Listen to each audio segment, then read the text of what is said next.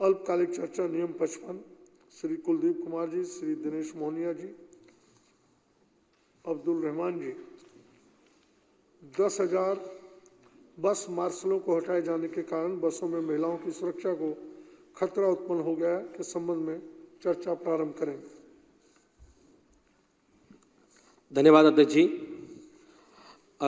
आज इस सदन में फिर एक बहुत महत्वपूर्ण विषय पर आपने चर्चा करने का समय दिया है और जैसे ही ये चर्चा शुरू होती है, तीसरी बार इस सदन के अंदर ये बस मार्शलों की चर्चा शुरू हो रही है।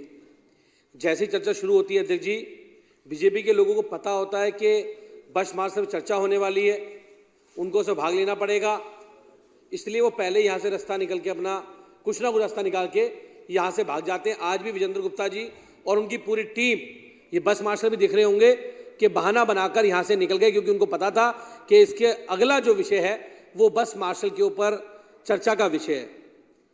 अध्यक्ष जी, दिल्ली देश की राजधानी है और पूरी दुनिया की नज़र दिल्ली पर रहती है।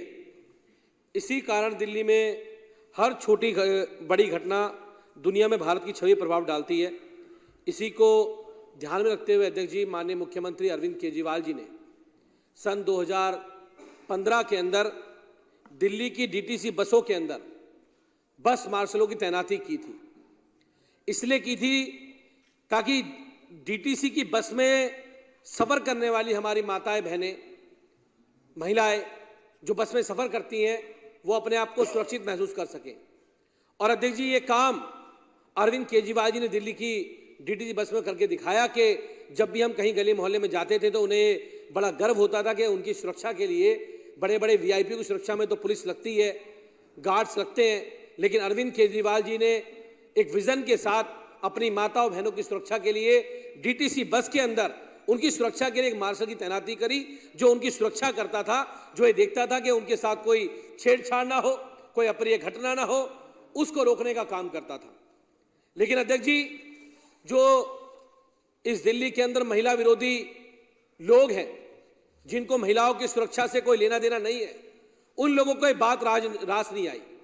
उन भारतीय जनता पार्टी के लोगों को लगा कि अरविंद केजरीवाल जी को तो माताएं बहनें दुआ देने लगी हैं, अब वो उनकी तारीफ करने लगी हैं कि उनके बेटे उनके भाई ने उनके लिए डीटीसी बस के अंदर उनकी सुरक्षा का इंतजाम करके एक बस मार्शल की तैनाती की है।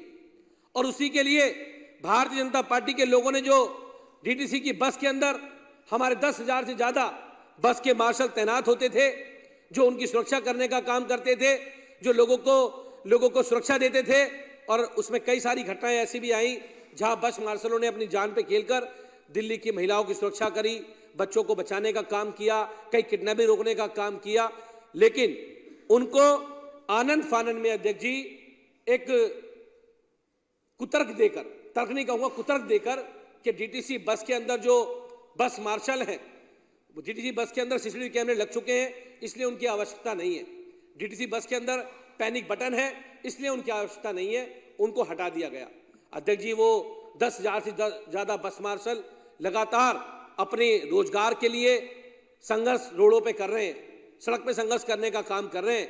और साथ साथ आज जब से उन बस मार्शलों को 1-1.25 साल से ज़्यादा हटे हुए हुआ है, जब से उन बस मार्शलों के हटने से उनकी नौकरी पे तो प्रभाव पड़ा, उनका घर चलना बंद तो हुआ ही हुआ, लेकिन सबसे बड़ा जो मुद्दा है महिला सुरक्षा का, जिसको ध्यान में रखते हुए माननीय मुख्यमंत्री अरविंद केजरीवाल जी ने ये कदम उठाया था, इसको लेकर आए थे। आज उन महिलाओं को भी अपने अंदर डर का माहौल है। आप दिल्ली में लगातार देख रहे हैं, दिल्ली में लगातार ऐसी घटनाएं हो रही हैं, कहीं चाकू की, कहीं छुरी की, कहीं बलात्कार की, कहीं छेड़छाड़ की। लेकिन डीटीसी बस के अंदर जो महिलाएं हमारी सुरक्षित महसूस करती थी अपने आप को, आज उनमें डर का माहौल है। तो आज उनको भी ये लग रहा है डर कि उनकी सुरक्षा में जो बस मार्शल लगे थे, आज उनको हटा दिया गया है। अगर किसी हमारी बहन बेटी के साथ बस में कोई घटना होती है, कोई अप्रिय घटना होती है, कोई छेड़छाड़ होती है, तो उसको देखने वाला कोई नहीं है। अध्यक्ष जी, आप सीसीटीवी कैमरे में बैठ के देखते रहेंगे, कोई भी देखता रहेगा, लेकिन मौके पर उन्हें बचाने वाला कोई नहीं होगा। आज उनको जिस प्रकार से निकाला गया, मुझे लगता है कि कहीं ना कहीं एक महिला सुरक्षा को जो कवच अरविंद केजरीवाल जी ने देने का काम किया था, उस महिला सुरक्षा को तोड़ने का काम दिल्ली के उपराज्यपाल महोदय ने और भाजपा के लोगों ने करने का काम किया है। अध्यक्ष जी, उन बस मार्शलों की नियुक्ति के लिए लगातार हम संघर्ष कर रहे हैं और देश ने देखा, पहली बार ऐसा हुआ कि एक सरकार के चुने हुए मंत्री को, सौरभ भारद्वाज जी को, विजेंद्र गुप्ता जी भी यहां बैठे थे, उन बस मार्शलों की नियुक्ति के लिए सौरभ भारद्वाज जी को उनके पैर पकड़ने पड़े, और इसलिए पकड़ने पड़े कि उन 10,000 बस मार्शलों को उनका रोजगार वापस कर दो, उन महिलाओं को सुरक्षा दे दो, उन बहन बेटियों को सुरक्षा दे दो जिनके लिए अरविंद केजरीवाल जी ने उनको तैनात करने का काम किया था। लेकिन विजेंद्र गुप्ता जी के पैर तक पकड़े। लेकिन अध्यक्ष जी, पता नहीं है बीजेपी के लोग किस मिट्टी के बने हैं, इनको हमारी बहन बेटियों की सुरक्षा से कोई लेना देना नहीं है, इनको 10,000 बस मार्शलों के घर परिवार से, उनके रोजगार से कोई लेना देना नहीं है। पहली बार अध्यक्ष जी सबने देखा, पूरे देश ने देखा कि दिल्ली की चुनी हुई मुख्यमंत्री नेता विपक्ष की गाड़ी में बैठ के एलजी हाउस जाने के लिए कहती हैं, उनके एलजी हाउस तक जाती हैं, और विजेंद्र गुप्ता जी चले गए यहां से। बहुत ड्रामे किए इन्होंने उस दिन, कभी गाड़ी लेफ्ट मोड़ते थे, कभी गाड़ी राइट मोड़ते थे, कभी इधर भागते थे, क्योंकि इनको पता था कि इनकी पोल खुल चुकी है। दिल्ली के बस मार्शलों को, दिल्ली की महिलाओं को यह बात पता लग चुकी है कि कैसे बीजेपी के लोगों ने साजिश करके उन बस मार्शलों को हटाने का काम किया है, कैसे षड्यंत्र करके उन बस मार्शलों को हटवाने का काम किया। और नौटंकी करते हैं अध्यक्ष जी, उसके बाद ड्रामे करते हैं लोग, इनकी पोल खुल जाती है तो ये लोग भाग जाते हैं। वो बस मार्शल बेचारे इनके पास जाते हैं, इनसे गुहार लगाते हैं, हमारा रोजगार वापस कर दो, हमारा रोजगार लौटा दो। लेकिन ये क्या करते हैं ये लोग कभी कहते हैं कि कैबिनेट ने पास नहीं किया, कभी कहते हैं प्रेस कॉन्फ्रेंस नहीं करी, कभी कहते हैं कागज एलजी के पास नहीं पहुंचे, कभी कहते हैं विधानसभा में नहीं उठाया। जो बीजेपी के लोगों ने बस मार्शल से कहा, अध्यक्ष जी हमने वो सारे काम करने का काम किया, क्योंकि सरकार की नीयत साफ थी। अरविंद केजरीवाल जी ने लोगों को रोजगार दिया था, हमारी बहन बेटियों की सुरक्षा के लिए, वो सारे काम हमने करने का काम किया। लेकिन अध्यक्ष जी उसके बाद भी भाजपा के लोग मुकर गए। उसके बाद बीजेपी के लोगों ने मीटिंग का समय मांगा मुख्यमंत्री जी से, उन्हें लगा कि हमें समय नहीं मिलेगा, लेकिन मुख्यमंत्री ने समय दिया, क्योंकि हमारी तो नीयत साफ थी। और विजेंद्र गुप्ता जी वहां पहुंचे, वहां बस मार्शल भी मौजूद थे। उन्होंने कहा कि आप कैबिनेट से पास करो। तुरंत प्रभाव में अध्यक्ष जी वहीं के वहीं कैबिनेट बुलाई गई। इस देश की राजनीति में पहले कभी ऐसा नहीं हुआ होगा कि जो मांग विपक्ष के साथियों ने की, जो मेमोरेंडम लेके आए थे विजेंद्र गुप्ता जी, वो सारी मांगों को मान लिया गया और कैबिनेट के अंदर उसको पास करने का काम किया। उसके बाद फिर अध्यक्ष जी फिर दोबारा पुनरावृत्ति हुई उन चीजों की, और उसके बाद हमें लगा अब इनको रोजगार मिल जाएगा।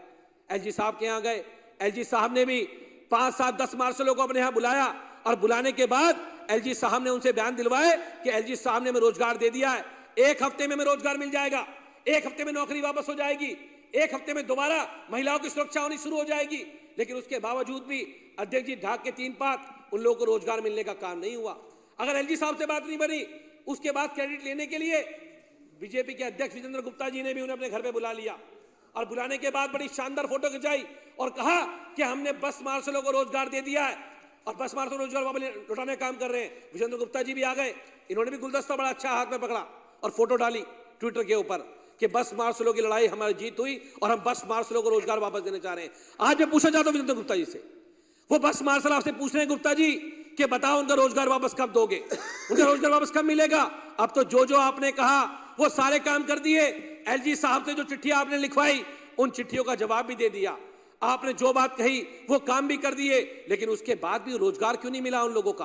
वो लोग तरस रहे हैं। गुप्ता जी आपने तो फोटो खिंचा के कहा था उन लोगों से कि हमने रोजगार आपको दे दिया है, आपने तो बयानबाजी भी करवाई थी कि आम आदमी पार्टी आपको रोजगार नहीं दे पाई, लेकिन बीजेपी ने आपको रोजगार दे दिया। एलजी साहब ने भी फोटो डाली थी। आज वो 10,000 बस मार्शल पूछ रहे हैं कि उनका रोजगार कब वापस मिलेगा। आज दिल्ली की बहन बेटियां पूछ रही हैं आप लोगों से कि अरविंद केजरीवाल जी सुरक्षा के लिए हमें जो हमारे मार्शल तैनात किए थे उन बस मार्शलों को आपने क्यों हटाया, उनको क्यों बेरोजगार किया, हमारी सुरक्षा से आपको क्या दिक्कत थी? आज वो पूछना चाहते हैं आप लोगों से। लेकिन गुप्ता जी आप तो उन्हें मिलने का समय भी नहीं दे रहे हैं अध्यक्ष जी। अब तो गुप्ता जी मिलते भी नहीं उन लोगों से। कोई चला जाए गुप्ता जी के कार्यालय मिलने के लिए तो पुलिस बुला के उसे अरेस्ट और करवा देते हैं। अब वो बस मार्शल इनसे जवाब पूछ रहे हैं अध्यक्ष जी। उसके बाद अभी अंतिम उपराज्यपाल साहब ने एक लेटर लिखा और उन्होंने कहा, लेटर बहुत लिखते हैं उपराज्यपाल महोदय, लेटर लिखते हैं, आदेश नहीं देते कभी भी, वो लेटर लिखते रहते हैं। उनका काम है केवल मुख्यमंत्री मंत्री को लेटर लिखते रहे। अरे उपराज्यपाल महोदय, आप दिल्ली के सर्विस विभाग के मुखिया हैं, आप दिल्ली के सरकार के जितने अधिकारियों के मुखिया हैं, उसके बावजूद भी आप मंत्रियों का आदेश देते हैं। आप तो सीधे अधिकारी को आदेश दे दो। आपको किसने मना किया आदेश देने के लिए? आपको जो पॉलिसी बनानी बनवाओ और आदेश देते हैं। उसके बाद अगर सरकार उस पर काम करती है अध्यक्ष जी, तो उसके बाद ये लोग क्या करते हैं? उसको रोकने का काम करते हैं। अध्यक्ष जी 10 नवंबर 2024 को सभी मंत्रियों की बैठक हुई, जिसमें तय किया गया कि बस मार्शल महिलाओं की सुरक्षा के लिए जरूरी है। ये मैं बस मार्शल को बताना चाहता हूं, और गुप्ता जी भी यहां बैठे हैं। उसके बाद मैं उसको पढ़ रहा हूं, जो वो पत्र है। सार्वजनिक बसों में बस मार्शल का काम महिलाओं और कमजोर यात्रियों के सुरक्षित वातावरण बनाने के लिए है, इसलिए उनकी तैनाती पर विचार करना जरूरी है। सार्वजनिक सुरक्षा में कोई समझौता नहीं किया जा सकता, खासकर महिलाओं के लिए जो सुरक्षित यात्रा पर निर्भर है। बस मार्शल की बहाली को प्राथमिकता दी जानी चाहिए। बस मार्शल की मौजूदगी अपराधों को रोकने में मदद करती है, जो तकनीक से नहीं किया जा सकता। बहाल में देरी से सुरक्षा से जुड़ी घटनाएं बढ़ सकती हैं और यात्रियों को खतरे में डाल सकती है। इसके अलावा हमारे परिवहन व्यवस्था में लोगों का विश्वास भी घट सकता है। सभी बस मार्शल जो पहले दिल्ली सरकार में काम कर रहे थे, उन्हें जल्द से जल्द बहाल किया जाए। ये सरकार का प्रस्ताव है अध्यक्ष जी, उनको बहाल करने के लिए। बस मार्शल न केवल परिवहन विभाग में सुरक्षा का ध्यान रखते हैं, बल्कि हजारों परिवार के लिए रोजगार का एक अहम स्रोत भी है। इन पदों को खत्म करने से कई परिवारों की आर्थिक स्थिति खराब हो गई है। बस मार्शलों को बहाल करने से न केवल बस की सुरक्षा बढ़ेगी, बल्कि इन परिवारों को भी वित्तीय सहायता मिलेगी। ये साफ है कि बस मार्शल की बहाली के लिए लंबा चौड़ा प्रस्ताव तैयार किया जाएगा, जो नीचे दिए बिंदुओं पर आधारित होगा।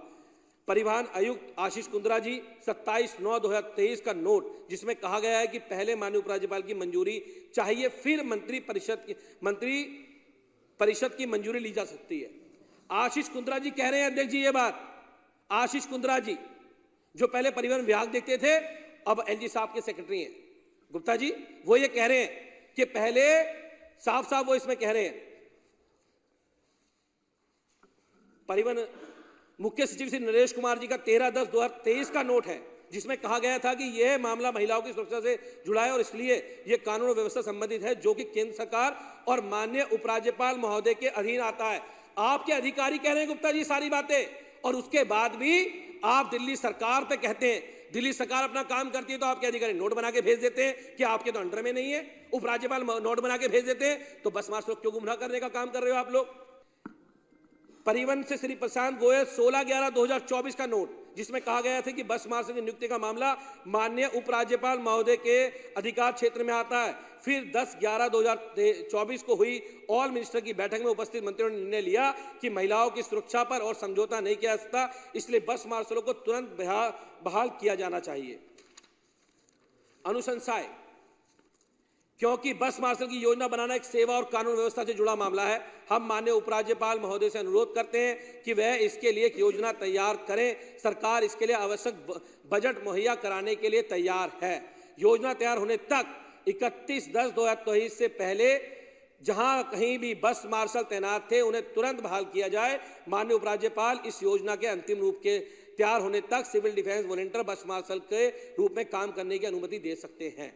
अध्यक्ष जी, सरकार चाहती है बस मार्शल लगे, मंत्री परिषद चाहता है बस मार्शल लगे, वो बस मार्शल चाहते हैं बस मार्शल लगे, हमारी महिलाएं चाहती हैं उनकी सुरक्षा हो, लेकिन बीजेपी के लोग गंदी राजनीति के लिए नहीं चाहते कि बस मार्शल की नियुक्ति होने का काम हो। हम जब भेजते हैं प्रस्ताव तो इनके अधिकारी कहते हैं आपके सर्विस का मामला नहीं है, ये हम भी जानते हैं, तो बस मार्शल गुमराह क्यों किया जा रहा है। मैं फिर कहना चाहता हूं सदन के अंदर कि उन बस मार्शलों को तुरंत प्रभाव में बहाल किया जाए। और विजेंद्र गुप्ता जी के प्रस्ताव को बढ़ा रहा हूं आगे।